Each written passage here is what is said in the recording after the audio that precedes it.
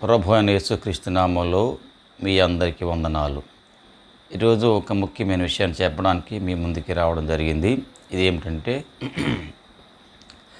చాలామంది జీవితాల్లో ఆశీర్వాదం కోల్పోవడానికి అనేక రకాల కారణాలు అయితే ఉంటాయి, కానీ ప్రధాన కారణం ఏమిటంటే ఒక సంఘంలో ఉంటూ ఆ సంఘ కాపరి మీద కోప్పడటం, ఆ సంఘ కాపరిని విమర్శించడం, ఇటువంటి పనులన్నడూ కూడా విశ్వాస చేయకూడదు. జాగ్రత్తగా ఉండాలి. సంఘ కాపరి విషయంలో కానీ పెద్దల విషయంలో కానీ విమర్శ అనేది చేయొద్దు. ఎందుకంటే వారు కూడా మనుషులే. వారికి కుటుంబం ఉంది, వారికి పిల్లలు ఉంటారు, భార్య పిల్లలు అందరూ ఉంటారు, సమస్యలు ఉంటాయి. మరి వారి విషయాలు వారు చూసుకుంటూ ఉంటారు.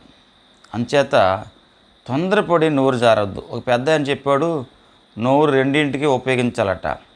ఒకటి పొగడ్డానికి, రెండు తినడానికి. ఇది నేర్చుకుంటే మంచిది. తొందరపడి సేవకుల విషయంలో విమర్శించకండి. దానివల్ల ఆశీర్వాదం కోల్పోతున్నాం. మనం కోల్పోతాము, మన పిల్లలు కోల్పోతారు. కొంతమంది అంటారు, ఆ పాస్టర్ గారు ఇలాగా, మా పాస్టర్ గారు ఇలాగా, ఆ సంఘ పెద్ద ఇలాగా అంటూ ఉంటారు. వాళ్ళు ఉంటే ఉండనివ్వండి. వారికి ఇచ్చే బహుమానం వారికి ఉంది, దేవుని దగ్గర ఉంది.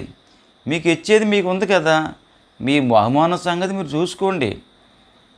ఇట్లా చూసుకోకుండా మీరు వాళ్ళ సంగతి వీళ్ళ సంగతి చూసుకోవడం వల్ల మీరు లాస్ అవుతున్నారు.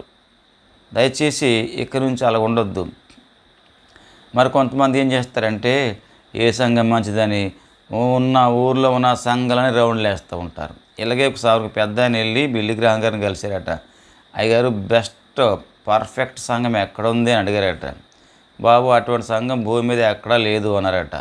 ఒకవేళ ఉన్నా నువ్వు కానీ అక్కడికి వెళ్ళావంటే అప్పుడు అది పాడైపోద్ది అన్నాడట.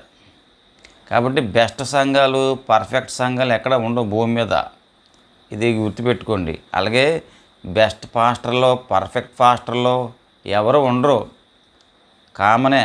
అంతా ఒకటే, అందరం మనుషులమే, అందరం భక్తులమే. ఎవరికి ఉండే సమస్యలు వాళ్ళకు ఉన్నాయి. ఒకటి మాత్రం నిజం, వాస్తవం ఏమిటంటే, మనం ఆశీర్వాదం త్వరగా పొందుకోవాలంటే విమర్శ అనేది ప్రక్కన పెట్టండి. ఇది సైతం యొక్క స్ట్రాటజీ. కాబట్టి మనం తొందరగా ఆశీర్వాదం పొందాలంటే సేవకుల్ని విమర్శించవద్దు. ముఖ్యంగా మీ సొంత సేవకుడిని, మీ సంఘ కాపరిని ఎంత మాత్రము విమర్శ చేయొద్దని మనం చేస్తున్నాను. Thank you.